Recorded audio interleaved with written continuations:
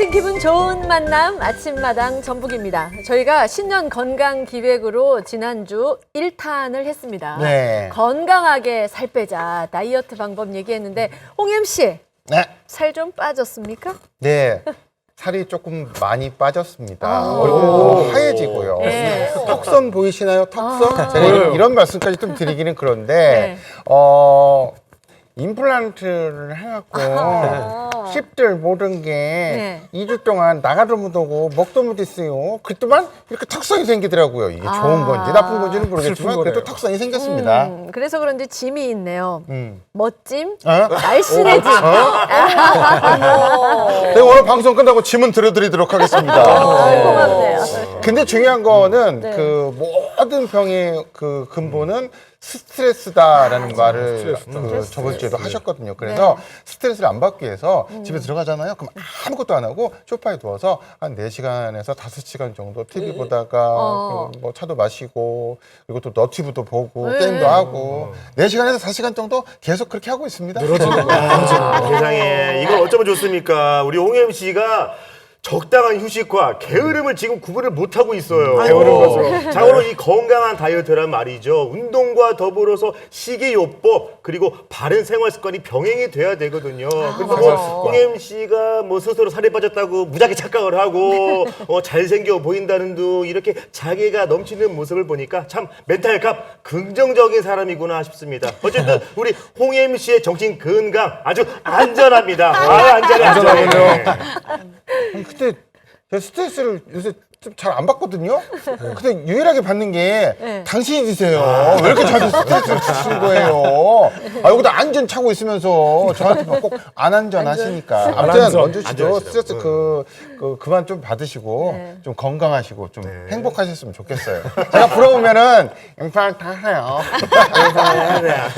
그래요. 서로 좋은 얘기 좀 하시고 좀 정신 건강 좀 서로 좀 챙겨주세요. 네.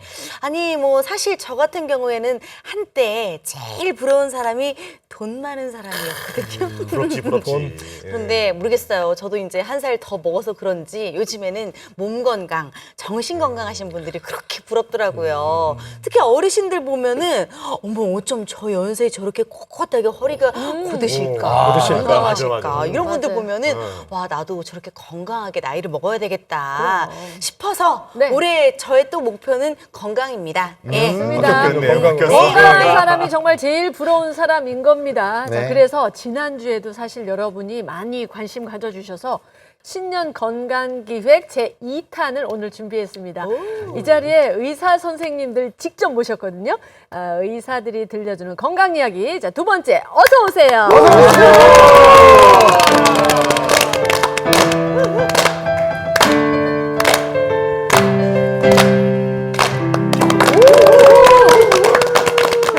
하얀색 그 가운을 이렇게 네 분이 똑같이 입고 계시잖아요. 네. 마치 저희가 그 건강 검진을 받으러 온 것만 같은 그런 느낌마저도 듭니다. 예.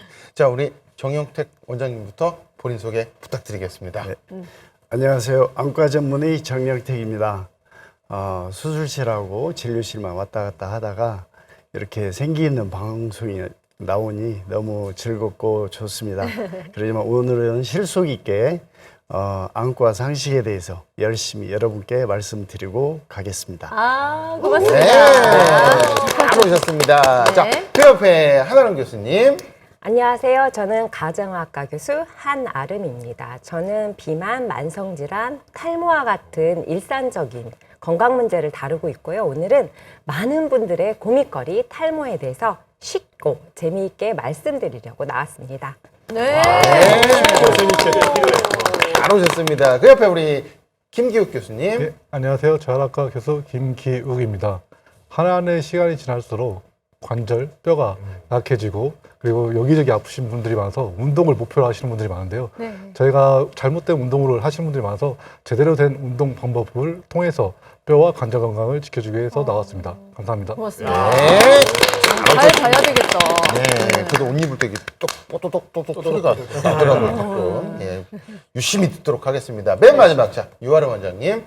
네, 안녕하세요. 운동하는 의사 유아름입니다. 제 분야는 운동은 아니고요. 보시다시피 피부입니다. 주부님들이 가장 관심을 가지고 있는 피부 고민과 피부 질환에 대한 궁금증을 해결해 드리도록 하겠습니다. 와, 아니 꿀피부. 벌써 이렇게 뭐 이렇게 부자가 된 느낌이에요. 이렇게 종합병원에 다 와서 이렇게 딱 이렇게 기다리는 설렘 같은 거, 뭐 약간 긴장감 이런 게 좀 있는데요. 네 명의 이 건강 전문가 네 명의 명의시군요. 명의. 명의들이 오셨구나. 네, 죄송합니다. 저는 벌써부터 막 설레는데, 오늘 또 뭘 이렇게 배워갈까. 쏙쏙 배워가지고 생활에서 써먹도록 하겠습니다. 네. 그나저나, 유아름 선생님, 마침 한아름 선생님도 오셨는데, 이 네 분 아름아름 다 알고 계시는 분 맞죠? 네, 아름아름 아는 사이 맞고요. 한아름 교수님은 제가 전공의 시절에 저의 지도 교수님이십니다. 같은 프로그램에 섭외가 됐다고 해서 너무 신기했었고요. 네. 지금 제 옆에 앉아 계신 김기욱 교수님은 저희 동아리 선배님이십니다. 네, 얼굴 뵙기가 너무 힘든데 오늘 스튜디오에서 오랜만에 뵙게 돼서 너무 반갑습니다. 네. 이렇게 되면 이제 정영택 원장님 혼자 좀 서먹해지고 어색해지시는데 예. 모르시나요? 아니요. 정영택 원장님은 전주에서도 워낙 유명한 원장님이시고요. 원장님은 잘 모르시겠지만 제가 10년 전에 원장님께 라식 수술을 받은 환자입니다. 인연이시네요. 유아람 원장님이 뭐 막내라서 좀 긴장하신 것 같지만 오히려 정영택 원장님이 나가도 괜찮나 뭐 이러시면서 걱정과 고민이 뭐 이만저만이 아니셨다고 하던데 왜 그러신 거예요? 왜요? 우선 방송 출연한 지가 오래됐고요. 그다음에 나이가 나이인지라 여기 출연진 분들 나이를 보니까 30, 40대예요. 근데 제가 끼어도 될까 이런 의구심이 많았었습니다. 일단 나왔으니 열심히 또 즐겁게 해드리고 가겠습니다. 네, 아닙니다. 맘 편히 하세요. 저 방송 생활 30년째예요. 네. 아니 근데 제가 그러니까 편하게. 눈을 보면서 말하면 이제 거짓말을 못 하잖아요. 제가 노안이 조금 오긴 왔는데 김교육 원장님하고 교수님하고 저기 친구분이시지 않았습니까? 편하게 하시면 될 것 같습니다. 너무 긴장하신 것 같은데 그렇지 않습니까? 아유. 예. 뭐 따로 저 진료받고 싶으신가 봐요. 노안이 와서요. 일단 한아름 교수님께 질문을 좀 하자면 네. 피부과처럼 글쎄요 특정 질병만 다루는 게 아니죠. 가정의학과 보면 드라마에 요즘 많이 나와. 네, 그래서 두루두루 뭔가 다룰 것 같기도 한데 어떠세요? 예전에는요, 가정 상담하냐고 그런 농담도 하셨거든요. 예. 근데 요즘은 뭐 아시겠지만 여러 건강 프로에서 가정의학과 전문의들이 나와서 활동을 많이 해서 저는 좀 편해졌어요. 근데 사실 가정의학과는요, 모든 만성질환의 초기 진단과 치료를 하고요. 또 애매모호한데 자기는 너무 고통스러운 증상들 있잖아요. 그런 걸 진단해주고 치료해주고 관리해주고요.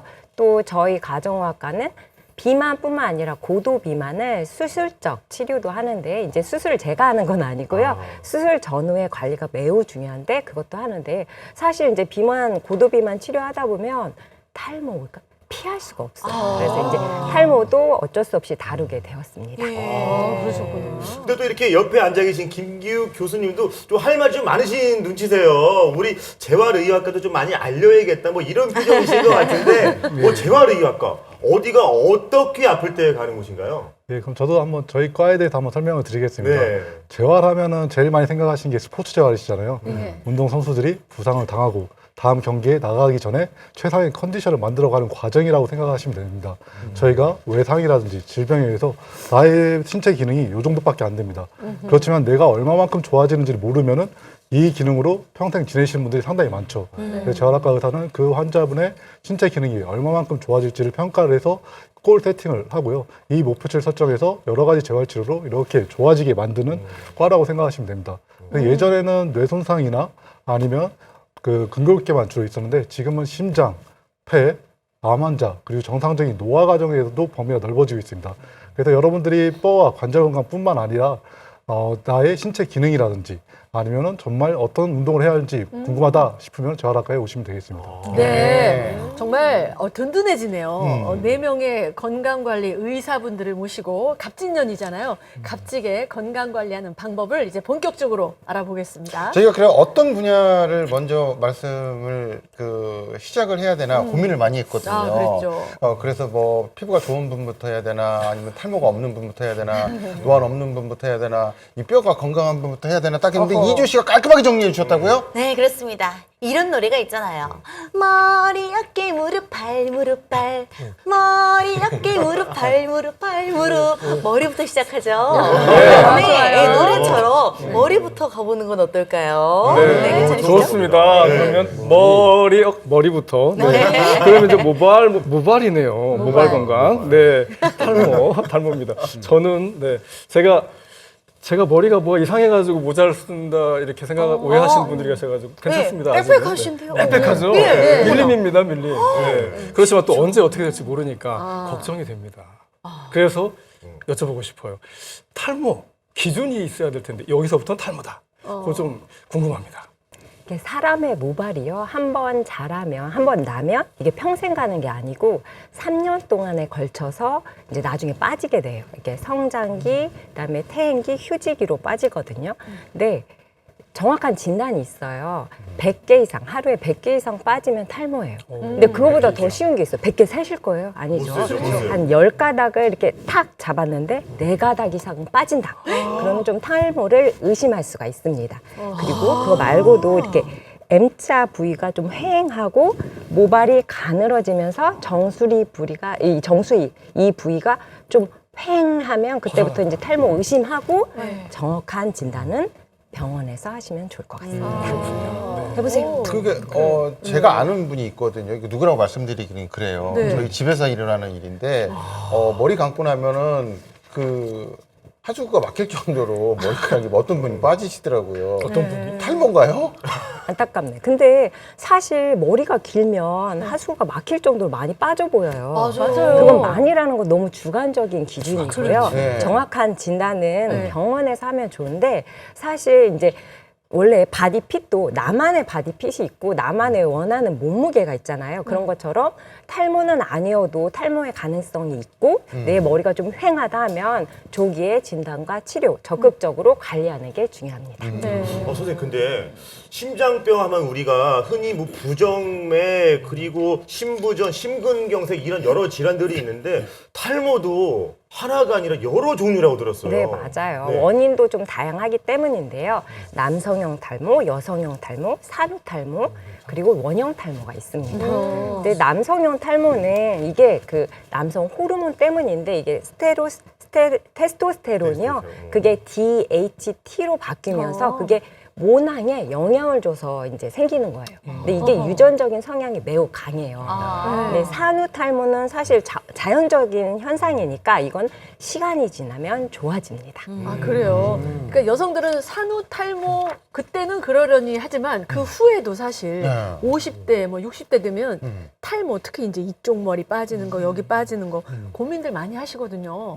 맞습니다. 그러니까 여성은 중년의 경우에는 또 이 유전적인 원인 말고 그다음에 여성도 이제 테스토스테론이 원인이 되는 경우가 있는데 그런 거 말고 노화로 인해서 폐경 전후로 또 탈모가 시작돼요. 네. 근데 젊은 여성들도 탈모 맞아요. 고민이 많은데 저 부위. 염색 그다음에 요즘은 파마 굉장히 스타일링 많이 하시잖아요. 네. 그래서 화학 자극에 의한 탈모가 많이 생깁니다. 그런데 또 뭐가 있을까요? 여성은 스트레스 그리고 무리한 다이어트, 원푸드, 운동 안 하고 무조건 굶고 이러한 다이어트를 하면 뭐 비타민, 미네랄 소실뿐만 아니라 여러 가지 신체적 자극도 와서 탈모가 급속하게 진행됩니다. 저 같은 경우도 이렇게 머리가 얇고 좀 가는 편이거든요. 약간 뭐 유전적인 것도 있긴 한데 이 스트레스를 받았을 때 좀 머리가 많이 빠지는 것 같거든요. 원형 탈모나 산후 탈모도 이 스트레스 때문에 생기는 건가요? 스트레스는 모든 탈모의 원인 인자입니다. 근데 사실 원형 탈모는 스트레스뿐만 아니라 물론 스트레스도 중요한 원인이지만 자가 면역, 내분비 질환에 의해서도 발생할 수가 있어요. 근데 이제 좀 원인이 좀 다르잖아요. 근데 원형 탈모는 크기가 작으면 저절로 좋아지기도 합니다. 근데 크기가 크거나 너무 어렸을 때, 요즘 중고등학생들 원형 탈모가 많아요. 너무 어렸을 때 발생하면, 그리고 크기가 너무 크면 적극적으로 이것도 치료를 해줘야 되는데, 좀 치료가 다른 탈모와 다릅니다. 그 부위에 스테로이드 제제를 도포하거나 주사제로 이제 해주는 거죠. 네. 적극적으로 치료하는 게 중요합니다. 선생님 말씀을 들어보니까 탈모의 적이 스트레스라는 건데, 아니 근데 스트레스를 받는 사람보다 스트레스를 주는 사람이, 무지하게 주는 사람이 머리가 풍성하게 자라고 더 많이 자란다. 뭐 혹시 이런 연구 결과는 없나요? 네. 지금 어딘가에 앉아 계시는 분이 한 분이 계신데 누구랑 말씀 못 드려요. 그분이 아주 그냥 손을 이렇게 풍성하거든요. 그냥 거의 뭐 아마도 밀림 수준이요. 밀림 수준. 아이고 예. 원주 씨, 네. 이 자리를 자꾸 넘보시는데 안 그랬으면 좋겠어요. 왜냐면 한 달 전까지만 해도 우리 김태현 아나운서 머리 숱이 거의 편백나무 숲이었어요. 근데 지금 간벌 들어가 버렸어. 스트레스를 하도 받은 게. 스트레스 좀 그만 줘요. 아니 본인은 머리가 빽빽하고만. 안 그래요? 네, 저 여기 머리 여기 끌어다가 지금 하고 있습니다. 근데 정말 탈모는 특히 나이 들수록 중년들 고민이 되는데, 그래서 저 주변에 양파즙을 바르거나 맥주 효모 드시고 이런 분들도 많이 봤거든요. 정말 탈모 관리가 필요한 거죠? 이게 탈모는 머리카락 관리가 아니에요. 네. 두피 관리가 중요하거든요. 두피. 네. 생각해 보세요. 농사 지을 때 그 땅이 바짝바짝 마르거나 너무 물을 많이 주면 이 벼가 잘 자라지 않잖아요. 그렇죠. 두피도 똑같아요.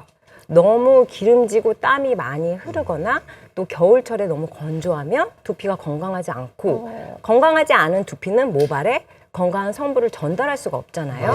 그래서 두피 건강이 매우 중요합니다. 일단 두피 건강 챙기고 뭐 챙겨 먹는 건 그 다음에 하더라도 일단 두피. 그렇군요. 오늘은 제가요 정말 잘 메모를 하려고 이렇게 펜까지 준비를 했거든요. 네, 왜냐면 아까 그 원형 탈모 얘기하셨는데 제가 가끔씩 이렇게 뽕뽕 구멍이 생겨요. 스트레스를 엄청 더 받는데, 아니 그러면 모발에 정말, 그리고 두피에 정말 쓸모 없다 하는 그런 어떤 나쁜 습관이나 음식 이런 게 있을까요? 먼저 술과 담배. 가장 해로워요.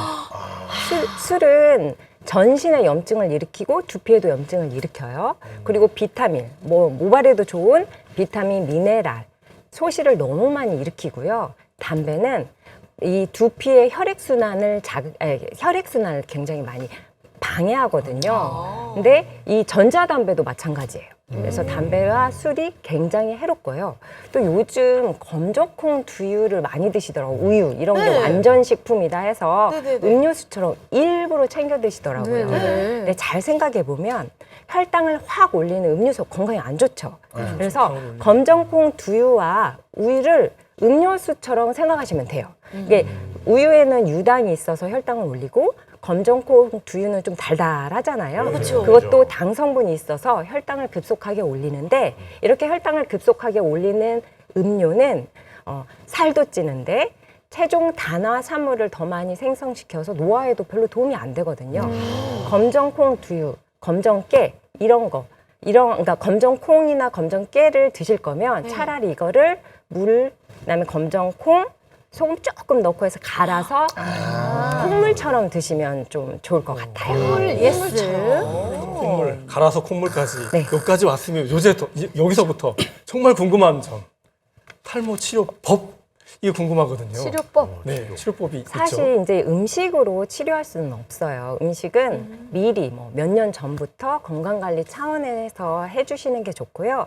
적극적인 치료를 할 때는 물론 아까 탈모 종류 말씀드렸잖아요. 그 종류에 맞게 다른 치료를 해야 되지만, 남성형 탈모의 경우에는 바르는 약과 먹는 약으로 합니다. 먹는 약의 성분은 두타스테라이드, 피나스테라이드 계통인데, 이게 저번에 아까 말씀드린 DHT라는 탈모를 일으키는 호르몬, 그거의 작용을 차단합니다. 그리고 바르는 약은요, 미녹시딜이라는 성분인데, 이건 성분 명이니까 말해도 돼요.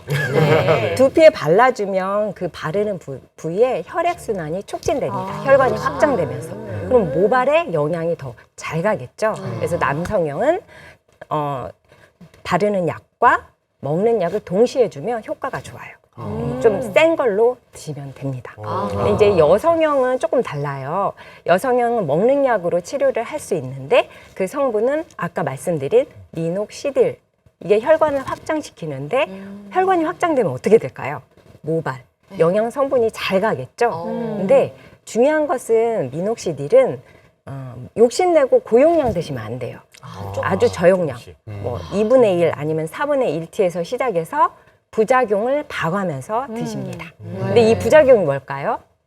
머리에 털 나는 것뿐만 아니라 원치 않은데 털이 나는 거예요. 뭐 이런데. 그러니까 부작용을 봐가면서 드시는데 사실 이걸 먹는 거를 중단하면 바로 없어지거든요, 부작용은.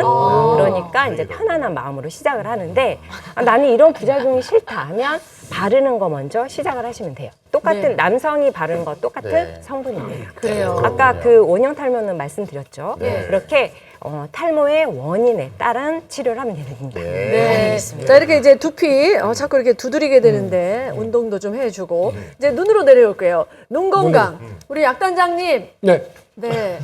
안경 가끔 쓰셨네요. 이렇게 한 번씩 하시면 네 마음이 아파요. 눈 건강 잘 챙기고 계십니까? 아, 저도 좀 그러고 싶은데 뭐 요즘에 스마트폰으로 모든 걸 하다 보니까 아침부터 저녁 자기 전까지 계속 스마트폰을 바라보게 되더라고요. 좀 눈이 좀 침침해져가지고 좀 걱정이 좀 되긴 해요. 근데 최근에 이 스마트폰 때문에 이렇게 눈 건강이 안 좋은 분들 많으시죠? 네, 그렇습니다. 예전에는 공부 많이 하면 눈이 나빠지고 TV를 많이 보면 나빠지고 그런데 요즘은 스마트폰을 많이 보기 때문에 눈 건강이 위협을 받습니다. 네. 책하고 똑같아요. 독서 거리를 좀 유지를 해야 합니다. 그 다음에 너무 재미있는 내용을 보다 보면 눈을 또 깜빡거리지 않죠. 그러니까 눈도 적당히 깜빡거리고 그 다음에 가까운 것을 이렇게 쳐다보다 보면 마치 역기를 들고 있는 것 같아요. 내려놓아야죠. 그러면 제일 먼 곳을 이렇게 쳐다보고 그 다음에 조명이 좋아야 합니다. 그래야 눈이 일을 덜 해요. 조명이 환하면 뭐 일을 많이 한다 그러는데 조명을 좀 좋게 하고 그 다음에 습도 환경도 좀 좋게 하고 그러면 좋을 것 같습니다.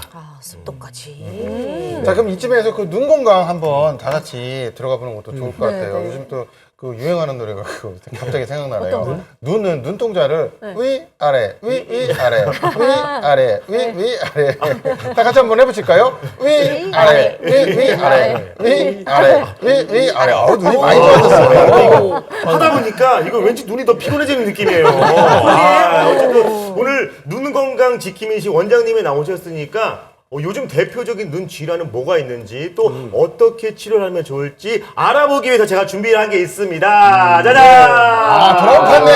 짜자자자자. 자, 내 눈을 위협하는 3대 눈 질환. 자, 첫 번째부터 알아보도록 하겠습니다. 자! 현대인의 고질병, 안구 건조증. 원장님 이거 설명 좀 해주시죠. 네. 안구 건조증. 우선 우리 몸은 대부분 습도, 수분이 많잖아요. 네. 근데 우리 눈 표면은 수분이 없으면 시력이 잃을 정도로 이 눈물이 중요합니다. 근데 차를 타면 일단 히터, 에어컨 때문에 습도가 없죠. 실내에도라도 마찬가지죠. 그다음에 오래오래 책을 보거나 이렇게 아주 스트레스 역시 마찬가지입니다. 그래서 이런 안구건조증이 오면 오히려 눈물을 흘리고 이런 경우가 많이 있어요. 그래서 안구 건조증에 대해서는 여러분들이 어떤 증상을 한 가지로 단정하지 않고 눈이 피곤하면 안구 건조증이라고 이렇게 생각하시면 되겠습니다. 네. 근데 눈이 건조하고 뻑뻑하면 저는 네. 인공 눈물을 넣거든요. 네네. 그럼 좀 완화되는 것 같고. 맞아요. 그러죠. 근데 이게 해결책이 될까요? 아니면 다른 해결책이 있는 걸까요? 우선 그 인공 눈물은 물과 마찬가지로 농도가 있어요. 0.1, 0.15, 0.18, 0.3. 그래서 자기에 맞는 농도를 정해야 되고요. 농도가 높으면 여러분들 기름 유리창에다 바르면은 흐려지죠. 네. 그렇듯이 인공 눈물의 효과는 좋지만 시력이 흐려져요. 그래서 눈물의 농도가 중요하고 또 효소나 이런 것들을 많이 넣으면 우리 눈에는 고유한 미네랄, 단백질, 지방 모든 성분이 있는 종합 영양소거든요. 그러니까 그 눈물을 너무 많이 넣게 되면 가습기라든지 안경이라든지 이런 걸 좀 보충을 해주는 것이 좋습니다. 원장님 말씀하시니까 그거 아무거나 넣으면 안 되겠구나 그런 생각이 드네요. 방금 전도 우리 그 정 작가가 저는 한 3방울씩 넣거든요. 네. 근데 양 조절도 필요한 거군요. 그렇죠. 네. 안 우리 그래도 좀 정말- 눈물은 네. 우리 눈물은 한 방울 넣으면 4분의 1만 남습니다. 그러니까 2번을 넣으면 8분의 1만 남고 8분의 7은 그냥 흘러내려가는 거죠. 그렇군요. 정말 쉽게 볼 질환이 아닌 것 같습니다. 자, 그럼 두 번째 질환 한번 알아보겠습니다. 네. 자, 대표적인 노인성 눈 질환 백내장. 야, 백내장 이거 많죠. 네. 우선 백내장은 나이가 드시면 무조건 옵니다. 물론 선천, 외상, 뭐 합병 이런 백내장이 있지만 대부분은 노년 백내장이거든요. 우선 잘 안 보여요. 잘 보이던 것이. 네. 그 다음에 멀리도 보이고 가까이도 보이던 것이 색이 잘 안 보여요. 그러면 백내장이 오면 노안, 자동 카메라가 수동 카메라가 되는 그런 증상도 같이 오고요. 시력에 역전 현상이 생깁니다. 환한 데 가면 오히려 시력이 떨어져요. 그래서 등산 가다가 헛발을 디디고 해서 떨어지고 하는 이런 여러 현상을 겪는 것이 백내장입니다. 네. 그래서 저희가 그 오, 지금 보여드리려고 보이세요? 네네네. 백내장, 녹내장 이런 예. 거 딱 해봤는데 네. 근데 이게 생기면 정말 심각하다고 다르네요. 하더라고요. 예, 느낌이. 네. 그렇습니다. 아직 그런 건 없으시죠? 아직 없습니다. 곧 올 것 같은 느낌이 갑자기 와서 불안해지는데 아까 말씀하실 때 안구 건조증은 뭐 좀 빽빽해진다거나 네, 눈물이 뭐 또 많아진다고 하면 알 수 있는데 이 백내장인 경우에는 내가 백내장인가 이거 어떻게 알 수 있는 거죠? 우선 책을 보다 보면 오래 못 봐요. 초점이 잘 안 맞으니까. 그러면 약간 불안해지. 네. 그리고 옆에 아는 분들이 지나가는데 대면대면해요. 왜 그러냐면은 이 사람의 존재는 보이지만 이목구비가 잘 안 보이고 뿌듯하게 보이지 않죠. 네. 그래서 실수를 많이 하게 되고 그리고 물론 연세 드시니까 근육도 떨어지지만 자꾸 헛발을 디뎌요. 이 초점이 안 맞으니까. 네. 그래서 자기도 모르게 옆에서 왜 그래 이런 소리를 들으면 눈 먼저 체크하시는 것이 의심해봐야 좋고 되겠네요. 그다음에 재활의학과 뭐 여러 군데 가서 건강 체크를 하시는 것이 좋습니다. 네. 자, 그럼 또 바로 이어서 마지막 눈 네. 질환을 알아보도록 하겠습니다. 마지막 눈 질환은요. 눈에 찾아온 노화, 황반변성. 앞에서 알아본 두 질환에 비해서 좀 생소해요. 네. 네. 황반변성, 이거 어떤 질환인가요? 일단 백내장은 렌즈거든요. 근데 황반은 필름이에요. 우리 눈은 카메라하고 똑같습니다. 근데 카메라는 필름이 아사100이면 모든 군데가 다 그 아사100인데 사람 필름은 중심 시력, 주변 시력 이렇게 나눕니다. 가운데만 아사100이고 그래서 네. 이렇게 보면은 다 아는 분이에요. 네. 근데 옆에 분을 아는 것 같은데 이렇게 쳐다보면 그분이 안 보이는 거예요. 중심 시력을 잃어버리는 것이 황반 변성입니다. 네. 네. 뭐 주사 치료 같은 것도 있고 약물 치료도 있고 뭐 그런 게 있나요? 그러죠. 네. 그 황반에는 풍부한 혈관이 있는데 그 혈관이 변성이 오면 안 좋은 혈관, 신생 혈관이 생기게 돼요. 그러면 그런 신생 혈관에 어떤 합병을 저지하는 브레이크를 잡는 원래대로 돌릴 수는 없어요. 황반은 뇌조직이기 때문에 그래서 그런 그 혈관 질환 이런 것들을 약제를 사용을 합니다. 네. 저희가 이거는 정확히 잘 알고 있습니다. 저희 어머니께서 7년째 계속 지금 부안에서 왔다 갔다 하시면서 치료를 받고 계시거든요. 네네. 근데 중요한 거는 내가 황반변성이다라고 하는 자가 진단 이런 게 있다고 하는데 원장님, 네네. 예, 설명 좀 부탁드리겠습니다. 예, 어. 한번 네, 부탁드릴까요? 예, 예. 우선 그 바둑판을 여러분들이 보시면 네. 가운데를 쳐다보고 있으면 네.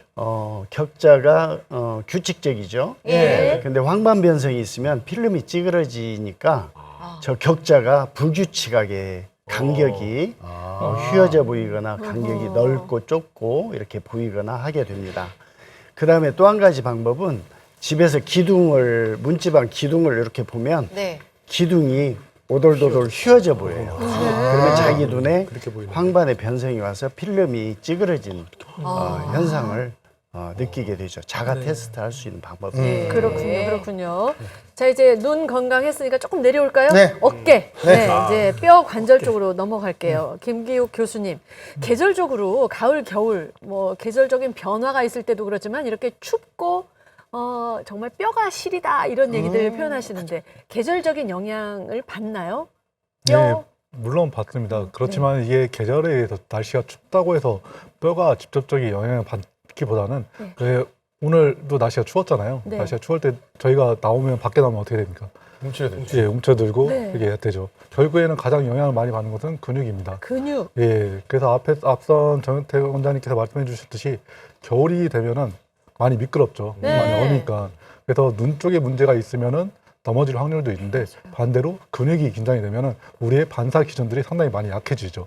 그리고 균형도 떨어지고 그렇기 때문에 골절이 발생하는 확률이 겨울이 가장 많습니다.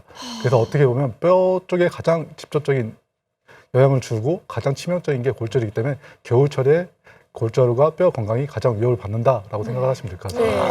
그렇군요. 아니 이번 주에 유독 굉장히 추웠어요. 그리고 막 눈이 곳곳에 온 곳도 굉장히 많이 있는데 그러다 보면 눈에서 미끄러지고 넘어질 수도 있잖아요. 네. 그럴 경우에는 구체적으로 어디가 어떻게 다칠 수 있나요?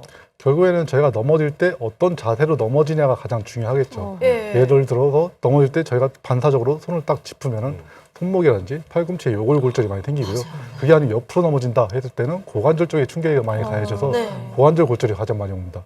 그렇게라도 넘어지면 다행인데 그게 아니고 뒤로 넘어졌을 경우에 머리가 부딪힌다 하면은 외상성 뇌출혈까지 생겨서 치명적인 질병까지 얻을 수가 있게 되겠습니다. 그러니까 말씀하신 대로 이렇게 눈길에 근육이 늘어나거나 뭐 골절 정도면 그나마 다행인데 자칫 잘못하면 넘어지면서 다른 더 큰 병이 생길 수도 있다는 그런 말씀이네요. 예, 그렇죠. 우선은 골절하면 저희가 생각하면 뼈만 부러졌다라고 생각하는데 뼈 주변에는 근육도 있고 신경이 지나갑니다. 그래서 근육이 다치거나 혹은 신경이 다치면은 마비까지 올 수가 있게 되겠죠. 그렇지만은 젊은 사람들 같은 경우에는 근육 자체가 잘 늘어났다 줄어졌다 하고 뼈도 단단하고 또 넘어질 때 반사 기능이 상당히 좋습니다.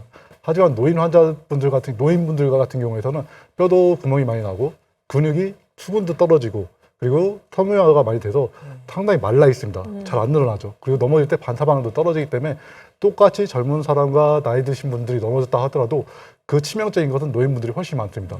그렇기 때문에 수술하시는 분들도 많고 그럼 수술하면 끝이냐? 입원 기간이 길어지고 그리고 합병증이 많이 생기기 때문에 더 큰 병이 발전되는 상황이 많이 온다고 생각하시면 됩니다. 근데 중요한 게 그 뼈 건강 관리하는 데 있어서만큼 뼈도 이렇게 튼튼하게 하면서 또 근육도 키우는 거에 가장 좋은 게 운동일 텐데 혹시라도 이제 넘어져도 좀 덜 다치고 안 넘어지는 그런 운동 뭐가 있을까요? 교수님? 그렇죠. 저도 이제 환자분들 진료를 보면서 환자분들에게 맞는 운동을 찾는 게 가장 중요하다고 생각을 합니다. 그래서 여러 가지 운동을 환자분들에게 맞춰서 설명을 하고 제가 다음 외래 때 환자분들이 오셨을 때 환자분 운동하셨어요? 라고 항상 물어보거든요. 그럼 환자분들 자신 있게 얘기합니다. 예, 운동 열심히 했어요. 라고 하는데 무슨 운동을 제일 많이 말씀하시는지 아세요? 운동? 숨쉬기 운동. 숨쉬기. 숨쉬기 또 다른 거. 또. 걷기? 예, 걷기 제일 많이 말씀하세요. 운동. 걷기가 참 좋은 운동이에요. 왜냐하면 하기도 가장 쉽고 접근성도 편하고 왠지 우리가 운동을 했다라는 만족감도 상당히 높습니다. 그렇지만 걷기는 생각보다 뼈 관절의 직접적인 영향보다는 저희가 심폐의 지구력을 넓혀주는 운동입니다. 그래서 그걸 유산소 운동이라고 많이 얘기를 하거든요. 하지만은 내 관절과 뼈가 안 좋은 상태에서 그런 반복적인 동작을 많이 한다는 것은 오히려 뼈 쪽에 안 좋은 영향을 줄 수가 있습니다. 그렇기 때문에 이 뼈를 강하게는 할 수 없지만 주변에는 근육과 그리고 아까 얘기했듯이 근육을 부드럽게 만들어주고 근육을 단단하게 만들어주는 스트레칭과 근 강화 운동이 생각보다 많이 중요합니다. 네. 스트레칭과 근 강화 운동이라 하셔가지고 제가 고창의 저 끝에 해리에서 왔는데요. 우리 아짐들이 평생 이렇게 일만 하다 보니까 이게 다 굳었어요. 이분들을 좀 이렇게 풀어드리고 싶은데 저도 좀 배워가지고 우리도 같이 배워가지고 뼈나 이렇게 관절 또 근육에 도움이 되는 스트레칭 오늘 좀 몇 가지 살짝 좀 보여주시면 좋겠습니다. 뒤에서 동영상을 보여드리겠는데 우선 첫 번째로 말씀드린 건 자세입니다. 저희가 자세가 지금도 하다 보면 이렇게 숙여지고 하게 되는데 이 자세를 바른 자세를 생각이 날 때마다 고쳐주는 게 좋습니다. 그래서 이렇게 앉아 있을 때도 허리를 펴고 어깨를 굽히기보다는 뒤로 제끼고 그 다음에 날개뼈를 밑으로 내리는 동작을 생각날 때마다 하시는 게 좋고요. 그리고 저희가 팔을 많이 써서 손이 저리거나 팔이 아프다 할 때 스트레칭 했는데 팔을 쭉 펴시고 이쪽 손으로 잡은 다음에 지그시 눌러주는 겁니다. 근데 이렇게 오시고 하라고 하면은 간헐적으로 이렇게 당기시는 분들이 있거든요. 그럼 좋죠. 근데 이건 안 좋습니다. 안 좋아요? 안 좋군요. 당기는 것보다는 내가 느꼈을 때 가장 당겨진다는 느낌에서 멈춘 상태에서 10초에서 15초 정도 유지를 하는 게 가장 좋은 스트레칭이라고 보시면 되겠습니다. 유지. 그렇게 해서 제가 또 다른 영상을 한번 준비했는데 한번 영상을 보면서 한번 다시 말씀드리겠습니다. 네. 그래요. 예. 자, 뼈 관절 근육에 좋은 운동이 될 것 그래서 같은데요. 어깨 같은 경우에서도 팔을 갈고 저희가 걸린 팔이 가장 스트레칭한 거고요. 그리고 다리 같은 경우에서 다리를 쭉 핍니다. 그렇지만 이때 중요한 것은 발 뒤꿈치가 들리지 않고 무릎이 펴지게 하는 것이 좋고 어려운 분들은 앞에다가 벽에 같은 거 올려놓고 발 앞에만 올려놓고 서 있어도 됩니다. 그리고 근력 강화 운동으로 스쿼트 운동을 많이 하시는데요. 네. 스쿼트 운동할 때 앉았다 일어났다 하시는 분들이 많은데요. 앉았다 일어났다 보다는 이 자세를 유지하는 게 더 좋습니다. 그리고 다리를 모으고 어깨 넓이, 어깨보다 넓게 하면은 여러 가지 근육들이 다 운동을 할 수 있기 때문에 다양한 자세를 유지하는 것이 제일 좋습니다. 여러 자세를. 그래서 이러한 운동 말고도 이런 고무밴드가 있다면 고무밴드를 앉아서 그리고 누워서도 근육의 강화 운동을 쉽게 할 수 있고 또한 옆으로 누워서도 벌리는 운동도 많이 해주시는 것이 도움이 많이 됩니다. 네. 저 고무 밴드는 또 색깔별로 강도가 있어서. 그리고 마지막으로 제가 또 강조하고 싶은 게 이제 밸런스, 균형 운동입니다. 이 균형 운동이 왜 중요하냐? 우리가 넘어졌을 때 우리의 반사 기전을 높일 수가 있는데요. 또한 이 예측 못하는 이 흔들림에 의해서 관절을 자극을 하고 그리고 근육들이 비특정한 곳이 강화가 될 수 있습니다. 그렇기 때문에 처음에 균형 운동을 항상 같이 해주시는 게 좋고 처음에는 흔들림이 적은 거에서 그 다음에 흔들림이 많은 곳을 늘려주시는 게 좋고 하지만 균형 운동을 할 때는 넘어질 수가 있기 때문에 처음에 하실 때는 벽을 잡고 그리고 바닥은 평평하게 한 상태에서 하시는 게 좋습니다. 그리고 제가 한 가지 더 말씀드리고 싶은 것은 이런 운동을 가르쳐 드리면 너무 많이 하시는 분들이 있어요. 맞아요. 너무 많이 하는 거 안 좋거든요. 그래서 운동을 평소에 안 하신 분들은 저강도로 하시는 게 좋고 평소에 강화 운동을 많이 했다라고 하면 오히려 스트레칭과의 밸런스를 좀 주시면서 운동을 해라라고 말씀을 드리고 싶습니다. 사실 저도 이렇게 매번 운동을 해야지 하면서도 매일 하는 운동이 이거 숨쉬기 운동이거든요. 근데 정말 이 스트레칭이라도 정말 열심히 해야 될 것 같습니다. 아니 교수님 그럼 이 겨울철에 이 낙상 사고 말고도 뼈와 관절을 위협하는 질환들은 또 어떤 것들이 있을까요? 우선은 다들 많이 아시겠지만 제가 간단하게만 몇 가지 말씀드리면 우선은 어깨 쪽에서는 오십견. 오십견이라는 것 자체는 관절이 이렇게 따고 있는데 어느 정도 공간이 있어야 하는데 공간이 있어야 움직이게 되는데 이 공간이 결국에는 염증 반응이라든지 여러 가지 반응에 의해서 좁아지는 거죠. 좁아지기 때문에 관절에 운동 제한도 있고 통증이 오고 그리고 무릎 같은 경우에서는 퇴행성 관절염이 가장 많습니다. 그렇지만 저는 이 자리에서 말씀드리고 싶은 것은 결국에 이러한 통증은 병원에 오시면은 약물 치료라든지 시술을 통해서 다 완치가 됩니다. 그럼 저는 이제 환자분들한테 말씀을 드리는 게 통증이 없어졌다고 치료가 끝이 아니다. 예, 통증이 없은 다음부터가 치료의 시작이다라고 말씀을 드립니다. 왜냐하면 통증이 없으면은 운동하실 수 있어요. 처음에 통증이 있는 상태에서 운동하라고 하면 아무도 못하세요. 그렇죠. 그래서 통증이 없어지는 시점부터는 내가 해야 될 운동이 무엇이고 내가 하면 안 되는 동작이 무엇인지를 인지를 하고 내 몸을 관리를 해 나가는 게 진정한 치료의 시작이고 그리고 예방의 지름길이다라고 말씀을 드리고 있습니다. 네. 자, 오래 기다리셨습니다. 앞에 세 명의 예, 우리 전문가님들이 다 해주신 말씀들을 전부 감싸는 게 바로 피부입니다. 자, 우리 아름아름 유아름 선생님 차례가 왔는데요. 겨울 우리 시청자분들이 정말 피부 관리 정말 신경 많이 쓰시고 주부님들 특히 또 피부 관리 신경 쓰시는데 이런 겨울철에는 어떤 피부 문제 때문에들 오시는가 궁금해요. 네, 겨울철에는 그 피부 건조증과 가려움증으로 내원하시는 환자분들이 많습니다. 기온이 낮고 온도차가 크기 때문에 그 피부 표면에 수분이 증발하게 되면서 건조증이 생기고 가려움증을 유발하게 되는데요. 또 만성 질환 중에 하나인 아토피가 건조한 겨울에는 증상이 더 악화되기 때문에 병원에 내원하시는 경우가 많습니다. 이렇게 피부에 건조증과 가려움증이 유발이 되는데 방치하게 될 경우에는 피부 질환으로 갈 수 있어서 초기에 병원에 내원하셔서 적절한 치료를 받으시는 것이 중요합니다. 초기. 요즘처럼 참 추운 날에는 이 그 살을 에이는 듯한 그 고통이 있어요. 그러니까 이 추울 때는 막 이 손이 막 이렇게 전기 오듯이 이렇게 막 이렇게 하고 피부가 막 빨개지고 이럴 때는 얼른 따순 물로 탁 틀어갖고 비벼갖고 이렇게 싹 씻어줘. 그러면 얼굴도 하면 좋아지죠, 원장님? 이상한데. 아닐 것 같은데. 네, 뜨신 물도 안 되고요. 빡빡 문질러서도 안 됩니다. 따순 안 된대요. 네. 날씨가 춥기 때문에 따뜻한 물로 세안을 하거나 이제 목욕을 하는 게 피부에 도움이 된다고 생각을 많이 하시는데요. 뜨거운 물 같은 경우는 피부 표면 장벽에 강한 자극을 주기 때문에 오히려 건조하거나 가려움증을 유발할 수 있습니다. 그래서 이러한 증상이 있으신 분들은 미온수로 짧은 시간 내에 씻어주시는 것이 피부에 도움이 됩니다. 네.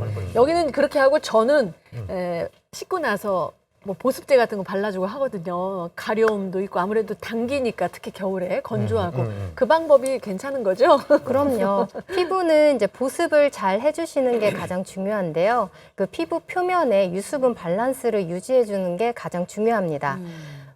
우리가 보통은 이제 목욕을 하거나 세안을 하고 나서 물을 닦게 되면 피부 표면의 수분이 50% 이상 감소를 하게 되고요. 1분이 지나게 되면 30% 이하로 떨어지게 됩니다. 그래서 물기를 닦고 나서 바로 바디로션을 바르거나 스킨케어를 해주시는 게 피부 보습에 도움이 됩니다. 제가 이렇게 보시다시피 피부가 메마르고 좀 건조한 편이거든요. 이 촉촉하고 광이 나는 피부 미남으로 거듭나려면 좀 나쁜 습관을 좀 없애야 될 것 같다는 생각이 드는데 어떤 피부에 안 좋은 나쁜 습관이 어떤 것들이 있나요, 혹시? 네, 가장 먼저 앞서 말했듯이 뜨거운 물로 세안을 하거나 목욕을 오래 하는 것은 피부의 가려움증이나 건조함을 유발할 수 있기 때문에 피하시는 게 좋고요. 두 번째로 그 피부를 매끈하게 하신다고 피부 각질 제거를 자주 하시는 분들이 계십니다. 그런데 이거는 피부 표면의 보호막에 손상을 입을 수 있기 때문에 피부 질환을 유발할 수 있어서 너무 자주 하시는 건 좋지 않고요. 그다음에 세 번째로 우리가 생활 습관 중에 가장 안 좋은 게 술과 담배입니다. 피부 노화의 주범이 활성산소를 유발하는 원인 중에 하나이기 때문에 술과 담배는 줄이시는 게 좋고요. 마지막으로 피부를 손으로 자주 만지시는 분들이 계시는데요. 우리 손이나 손톱에는 세균이 많이 있습니다. 그래서 피부 표면에 상처가 있을 경우에 손을 만졌을 경우는 2차적인 감염의 문제가 생길 수 있어서 절대로 피부는 손을 대시면 안 됩니다. 그렇군요. 저도 거울 보면서 막 얼굴 이렇게 하면서 막 손으로 만지고 또 각질 제거도 자주 했었는데 제가 그래서 피부 미인이 아니라 그동안 그냥 미인이었나 봐요. 그래도 미인. 뭐라고요? 네. 잠깐 아무튼 굉장히 또 궁금한 게 있습니다. 반대로 정말 이것만큼은 피부에 꼭 해줘라 이런 게 있을까요? 제가 환자분들께 가장 중요하게 말씀드리는 거는 자외선 차단제인데요. 저는 집안에서도 생활할 때 자외선 차단제를 꼭 바르는 편입니다. 그 피부의 적이 자외선이기 때문에 꼼꼼하게 발라주시는 게 중요한데요. 햇볕이 강한 여름뿐만 아니라 겨울철에도 꼼꼼하게 발라주시는 것이 중요합니다. 그리고 한 번만 바르는 게 아니라 3-4시간에 한 번씩 덧발라주시는 게 가장 중요합니다. 발라주는구나. 선생님, 근데 제가 알기로는 피부에 바르는 것도 물론 중요하지만 먹는 것도 중요하다고 들었거든요. 피부에 좋은 음식들이 또 따로 있나요? 네, 있습니다. 그 피부 노화의 주범이 활성산소라고 말씀을 드렸는데요. 이걸 제거해주는 역할을 하는 게 항산화제입니다. 그래서 항산화제가 많이 포함되어 있는 야채나 과일을 많이 섭취하시는 게 중요한데요. 그 중에 하나가 시금치입니다. 시금치에는 비타민, 무기질, 엽산 등이 풍부하게 포함이 되어 있고요. 그다음에 샐러리가 맛은 씁쓸하지만 비타민 K가 풍부하고 그다음 혈액순환에 도움이 됩니다. 그리고 당근에는 베타카로틴이란 물질이 있는데요. 이거는 피부의 노화를 막아주는데 효과가 있습니다. 그리고 마지막으로 빨간 피망은 비타민 C와 식이섬유가 풍부하게 있기 때문에 피부에 도움이 됩니다. 네. 또 이런 음식 우리 주부들이 잘 챙겨 주셔야 할 것 같고. 근데 사실 주부들이 고민하는 게 크게 두 가지가 있다고 들었어요. 저희 프로그램 또 주부들이 많이 시청하고 계시니까 정보를 좀 주신다면 확실히. 네. 어떤 고민이죠? 주부님들이 가장 고민하는 것 중에 하나가 색소 침착인데요. 네. 사실 젊었을 때는 피부 표면으로 드러나지 않기 때문에 잘 모르는데 나이가 들면서 이제 거뭇거뭇해지는 기미나 잡티, 그다음에 검버섯 등이 이제 눈에 보이기 시작합니다. 기미 같은 경우에는 네, 어이구, 사진에서 보듯이 이제 갈색의 진한 반점이 양측성으로 나타나는 게 특징이고요. 검버섯 같은 경우에는 표면이 튀어나오면서 경계가 명확하면서 크기가 커지고 색이 진해지는 게 특징입니다. 이렇게 이제 색소 침착이 되는 원인이 노화와 자외선이기 때문에요. 자외선 차단제를 꼼꼼하게 잘 발라주시고 햇볕 노출이 심할 경우에는 모자도 잘 착용을 해주시는 게 좋습니다. 또 하나 더 말씀드린다면 비타민C를 꾸준하게 복용해 주시는 게 도움이 됩니다. 아, 그렇군요. 비타민C, 색소 침착 관리. 이건 역시 제가 메모를 꼭 해두겠어요. 잘한다. 네. 그러면서 대본 보는 거 아니에요? 뭐 대사가 별로 없습니다. 두 번째 고민이 궁금해요, 선생님. 네, 두 번째로 하는 고민은 보통 탄력인데요. 젊었을 때는 모르다가 40대가 되면서 살이 처진다고 고민하면서 내원하시는 환자분들이 많습니다. 네. 그 원인은 중력의 영향 때문에 지방층이 아래로 내려가게 되면서 피부가 처지게 되는데요. 보통은 이제 심부볼이나 이중턱이 많이 처지게 됩니다. 피부 노화는 보통 25세가 지나면서 피부가 얇아지고 피부 탄력이 떨어지게 되는데 가장 도움이 되는 건 피부과 시술이겠지만 이제 생활 습관에서는 규칙적인 운동을 하면서 피부에 도움이 되는 영양제나 콜라겐 섭취를 해주시고요. 충분한 숙면을 취해주시는 게 도움이 됩니다. 그래서 미인은 잠꾸러기라는 그런 그 문구도 졸려. 기억에. 졸리지 마세요. 네. 자, 아침은 당전봉 오늘은요 우리 지역의 그 건강 전문가 네 분과 지금 건강 관리 꿀팁을 알아보고 있는데 이번에 우리가 알고 있는 건강 상식의 오해와 그리고 또 그 진실을 퀴즈로 한번 풀어보는 시간을 가져봤습니다. 이름하여 건강 상식 OX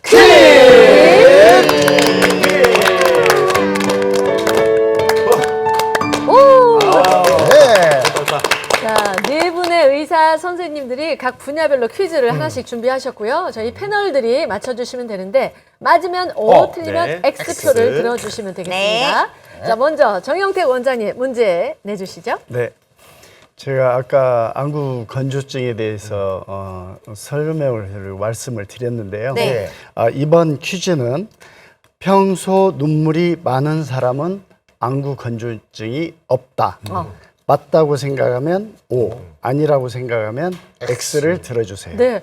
눈물이 많은 편이면 안구 건조증 없을 것 같은데 촉촉하니까. 촉촉하니까 계속 흘리는데 그럴 네. 리가 없죠. 자, 여러분의 생각은 어떤지 자. OX판 하나, 둘, 둘, 셋 셋. 들어주세요. 오. 오. 네, 오. 그렇죠. 그렇게 생각이 되죠? 네. 네. 아니 이대구 시장님 옷 드셨네요? 아니 저 영화만 보더라도 막 눈물 정말 저수지거든요. 네. 근데 건조증이 없어요. 네. 그래서 당연히 영화 보고 눈물 흘리는 거는 흘리- 그건 나이 먹어서 그런 거예요. 저도 그 얘기 들었고. 호르몬 그렇군요. 자, 오. 다 오. 자, 오. 다 온데. 자, 원장님 혹시 그 정답이 있습니까? 정답은 X입니다. 틀렸네요. 저도 다 틀린 거예요?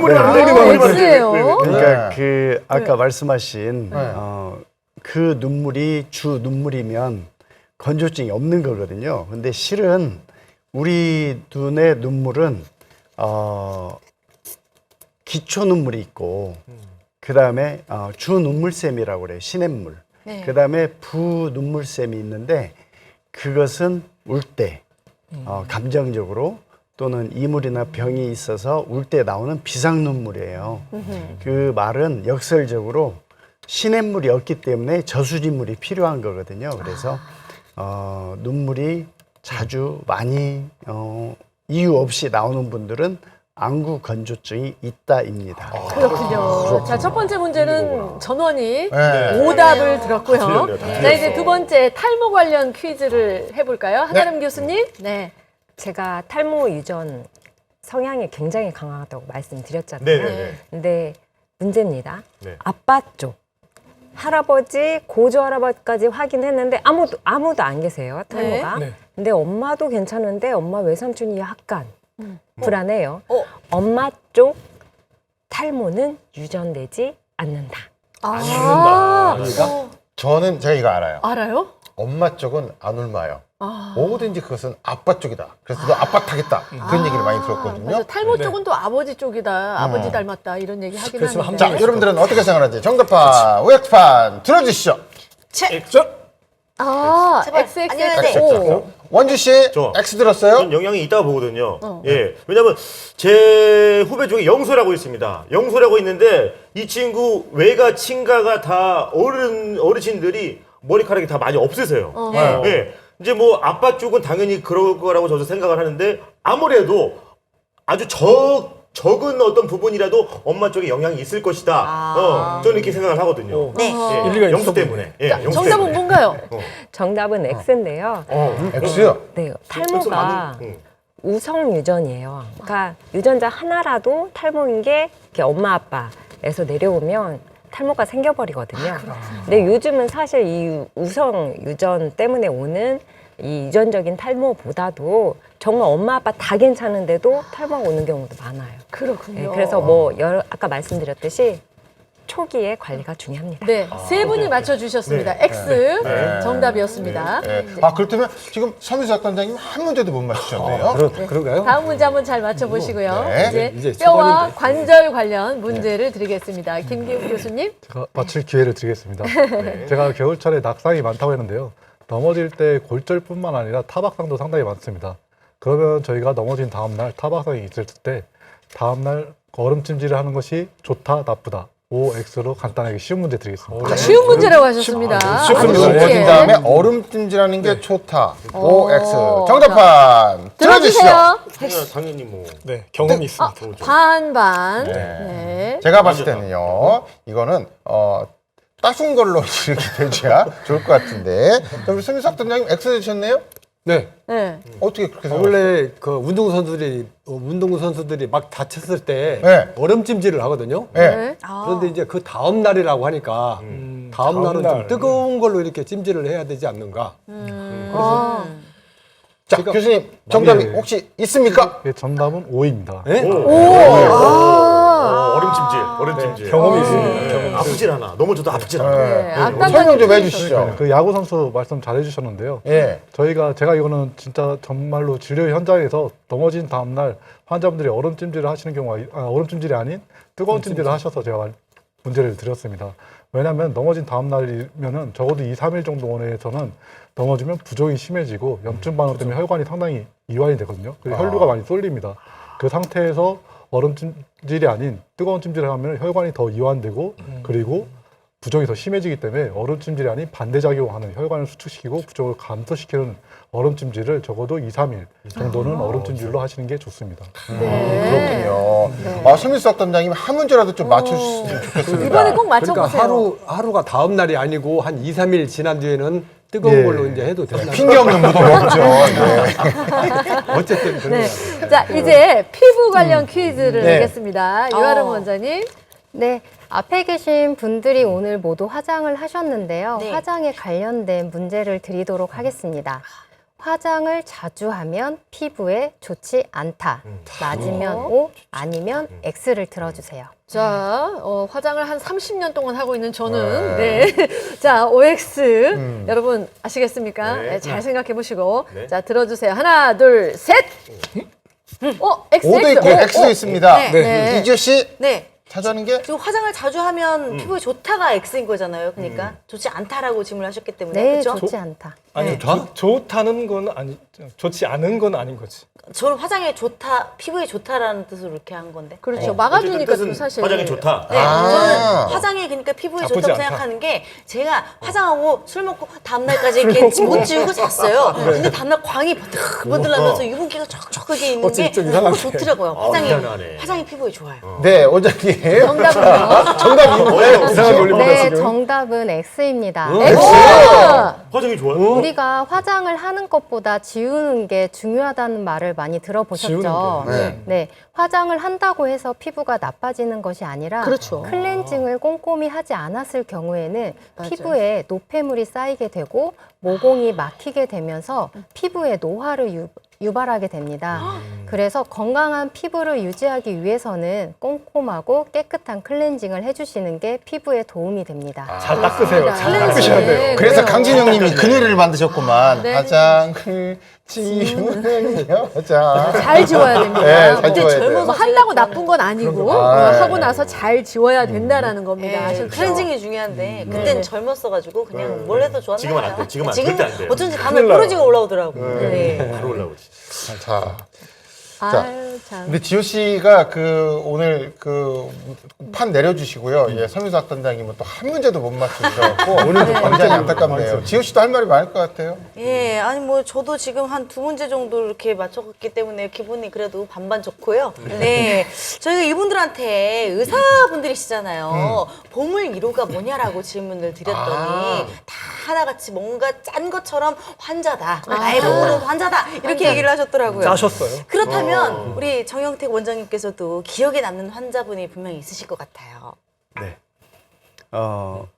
눈은 일단 부해하잖아요. 네. 예쁜 것도 중요하지만, 근데 원래 선천적으로 안 보였던 분들은, 보는 거에 대한 정말 인생의 회한이 많아요. 그래서, 제가 눈 이식 수술을 이제 하는데, 거의 한 40 후반 정도 되는 어머니예요. 그래서 눈 이식 수술을 해드렸는데, 그 뒤로 잘 못 봤죠. 근데 어느 날 갑자기 어머니가 막 오셔가지고 너무 기쁜 모습으로 문 좀 닫아보라고. 그래서 이제 얼뜻길에 닫더니 꼭 안아주시면서 뭐라고 하냐면, 내가 버스를 타고 집 밖을 나가본 적이 없는데 장수에서 시외버스를 타고 택시를 타고 이 병원까지 혼자 왔다는 거예요. 우리는 누구나 다 그렇게 하잖아요. 그래서 그 어머니의 기뻐하던 모습, 또 그 아들들의 그 기뻐하던 모습이 지금도 눈에 선합니다. 진짜 그때 그 기쁜 그 모습이 저도 눈에 선한데요. 그렇다면 우리 한아름 선생님도 그런 경험이 있으실 것 같아요. 네, 저는 뭐 만성 질환, 비만 여러 가지 건강 문제를 다루잖아요. 이제 고도비만도 다루는데 그러다 보니까 체중을 많이 빼고 정말 처음으로 몸에 붙는 원피스를 입고 근데 이게 저는 체중만 빼드렸는데 이걸로 자신감을 찾고 정신적으로도 건강해졌다고 하시는 분들이 많아요. 그러니까 다시 태어났다고 표현을 하시더라고요. 그렇죠. 네, 그런 분들 보면 네. 가식적이지만 정말 그런 분들 보면 네. 아 정말 이 일 힘들어도 잘하고 있구나라는 맞아요. 생각이 네, 이해돼요. 네. 의사 선생님들 스스로도 몸과 마음의 건강이 이루어져야 또 환자들을 대할 수 있는 거 아니겠어요? 유아름 원장님은 그래서 그런지 운동하는 의사라고 소개를 하셨었잖아요. 어떤 운동을 그렇게 하세요? 저는 이제 웨이트 운동을 좋아하는데요. 제가 사실 이제 출산하고 몸이 망가지면서 자존감도 많이 낮아지고 육아 스트레스까지 이제 겹치면서 번아웃이 왔었는데 그걸 극복하려고 시작한 게 이제 운동이었습니다. 몸이 좋으세요. 어머머머. 그러면서 이제 운동이 너무 재밌다 보니까 이제 남동생이 피트니스 대회를 한번 같이 나가보자고 해서 같이 나가서 수상도 하고 지금까지 바디 프로필을 매년 하면서 관리를 하고 있는데요. 제가 운동하는 의사라면 제 남동생은 운동하는 목사님이십니다. 그래요. 사자 돌림이시네. 진짜. 언주 씨 아까 그 사진이 본인이시래요? 아, 깜짝 놀랐네. 복근이 그냥 그러니까 와, 진짜 멋있다. 정말 멋있었는데 예. 아니 근데 유아름 선생님도 정말 많은 환자들을 진료하셨을 텐데 뭐 기억에 남는 환자분이 혹시 있으실까요? 제가 병원을 개원하기 전에 암 한우분들을 치료하는 병원에서 오래 근무를 했었는데요. 제가 근무하면서 저희 아버지가 암 진단을 받으셨었습니다.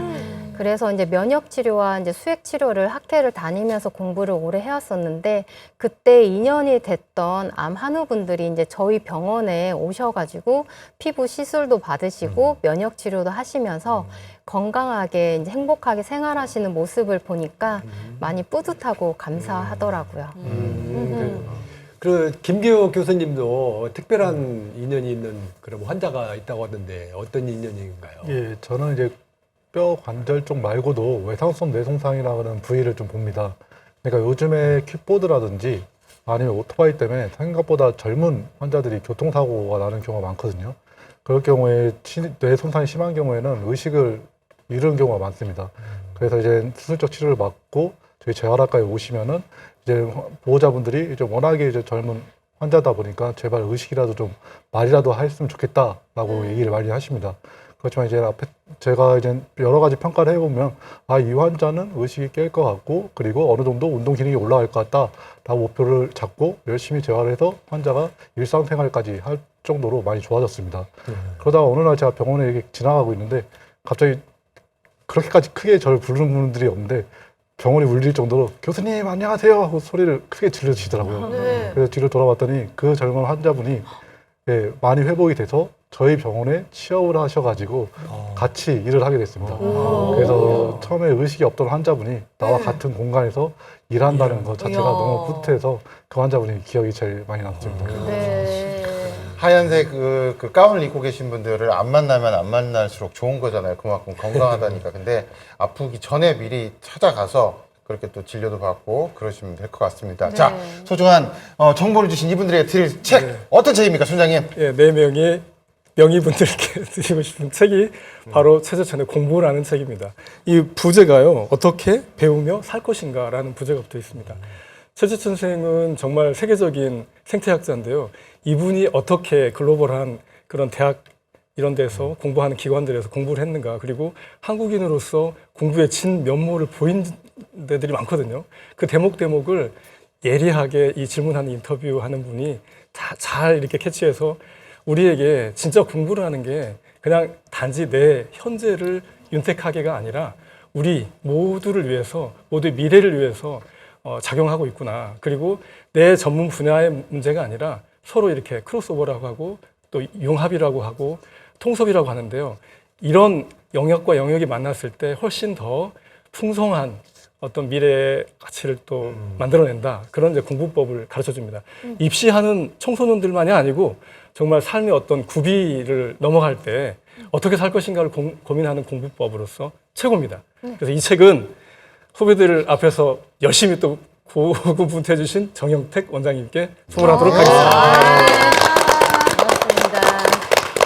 자, 환자들의 통증을 낫게 해주는 여러분, 그 이후의 운동은 또 여러분이 하셔야 된다는 거. 이제 방송 끝나고 각자의 진료실에서도 환자들과 함께 또 열심히 희망을 좀 불어 넣어 주십시오. 고맙습니다. 고맙습니다.